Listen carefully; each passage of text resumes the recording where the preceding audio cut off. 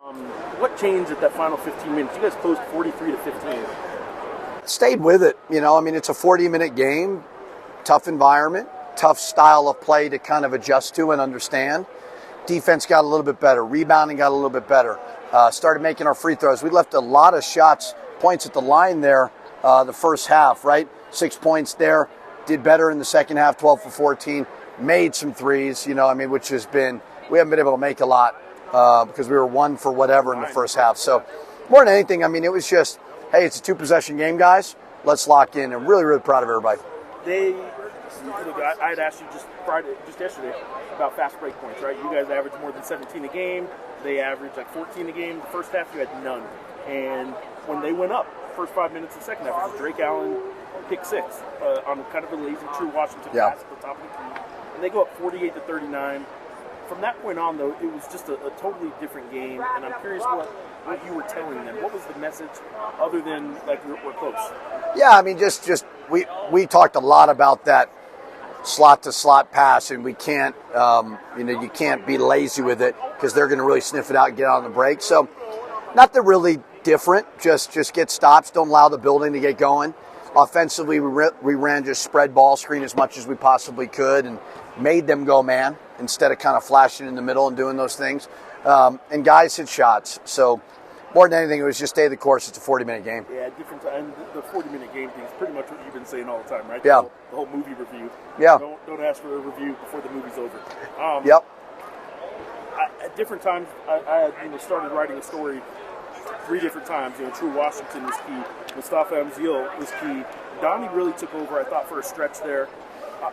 Who was the key to kind of getting you on the court? Who's the key to getting you guys? Well, I think what we had was balance. Something we have not. We obviously didn't have it last game. It was all Nelly and Donovan.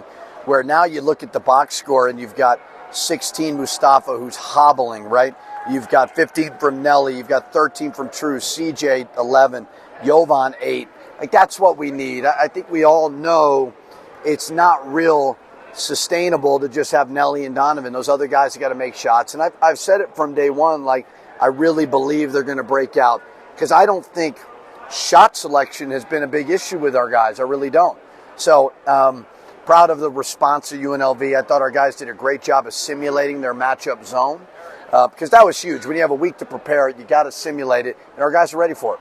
All right. True Washington specifically, they were on him pretty hard here, and he had a lot of key rebounds, I thought. Yeah. He's also a guy, though, that emotionally maybe has taken a play or two to get back after a bad play. And tonight, I think he just kind of kept coming. Even when something bad happened, he responded pretty quickly. Nelly said he thinks True is really... Nelly didn't use the word mature, but it sounded like that's what Nelly was describing. Is that True? He probably doesn't know what that means in English. Right. I thought it was it was like a Jalen House type performance. You've got a student section that's yelling all types of insane things, and more power to them. It's a great fan base. And True, you saw him kind of relish it a little bit. And he kept his head. He kept his cool. I got no problem with guys feeding off the crowd, good or bad. I've shown that with Jalen House. But the rebounding part, we needed. They were shooting so many threes, and True did an amazing job with 8 rebounds. Mustafa was a guy that hasn't practiced much in the last couple of weeks, I guess. Really, this last week. So he didn't practice at all. He I wasn't sure he was going to play, to be honest with you. He kind of was a little bit hobbled last practice. Took him out, sat him. So I was worried about it, and I think he's in pain. He just showed a lot of heart. I am curious, when Mustafa did decide to go, did that change anything you were planning? Did you have a contingency plan that would have looked a lot different? It would have been Jovan at the 4 and then Phillip at the 4. I thought we needed some shooting out there versus the matchup zone.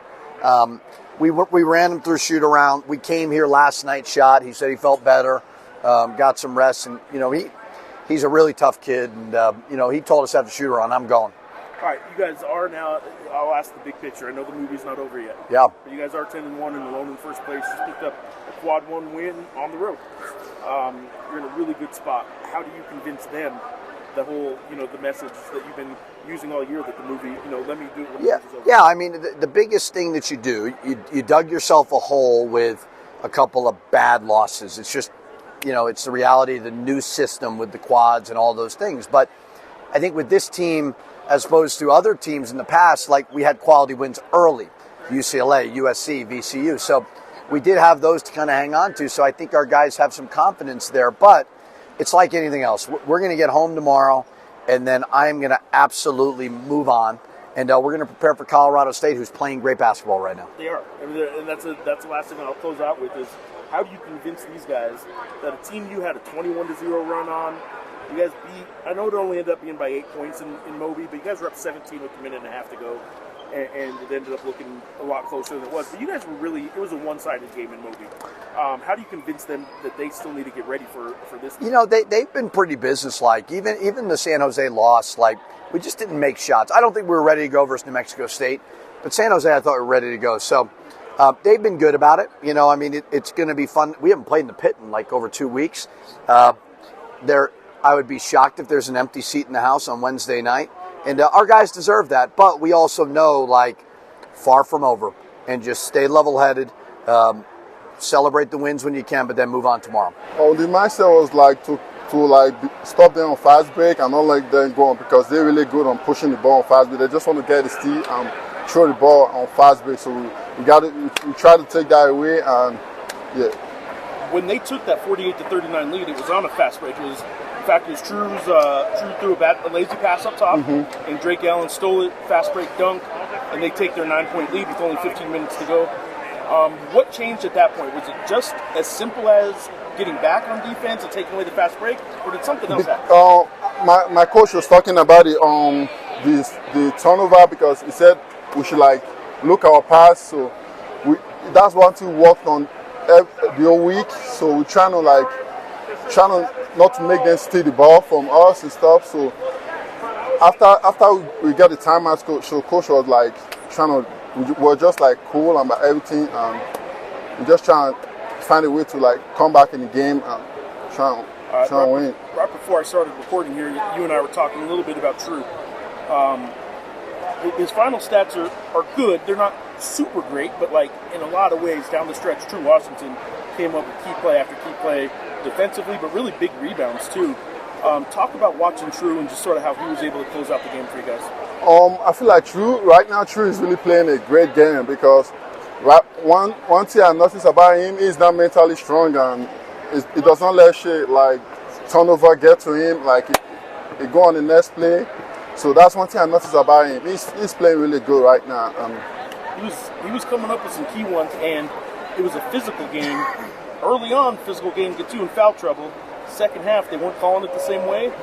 Maybe you guys just weren't fouling, I don't know, but it seemed like you guys kept playing physical, and the whistle wasn't as much in the second half, so it really benefited you guys. Yeah, we knew the game was going to be physical. We tried our best to get out of foul trouble, because we have a lot of great players that can come off the bench, and even if we're in foul trouble, we don't really care about that. So we focus on the game and trying to find a way to win. I thought Donovan too at about that 15-minute mark kind of took it on himself to take over a little bit. He found you for a couple. He had you that 3-point play that you had. Donnie was really starting to force the issue. Yeah, I feel like Donnie was a really big part of the game, because at first half he was really drawing a lot of fouls, and that really make us close the game. And he's a great point guard. I'm happy to have him on the team and play with him. So, all right, this environment tonight though, they were waiting for you, man. This was first place on the line, 9-1 versus 9-1. Tell me what this environment was like playing in front of tonight. I mean, there's nothing different about playing this environment, because we're actually playing in one of the best environments, which is the pit. So we used to the noise and everything. So we're just trying to block out the noise and just play basketball. Yeah, but they're usually not yelling at you guys in the pit. I mean, we know there's a noise, so we're just trying to block out the noise and that. Right. So you guys now have 10-1, alone in first place. Pick up a big road win, a quad 1 win. A lot of good things happened tonight. What do you need to do to keep this rolling? Because you guys got Colorado State coming. I mean, we just got to keep on doing what we're doing. What we're doing so good, which is defense, and and we just have to work out every single day in practice, and we're going to be good. One more quick one I should ask you earlier. Mustafa Amzil is a guy that he's been having that foot issue for about 2 weeks now, and couldn't play the final 9 minutes of UNLV last weekend. Question mark about whether he's even going to play today. when I saw him warming up today, I still didn't even know how much he'd play.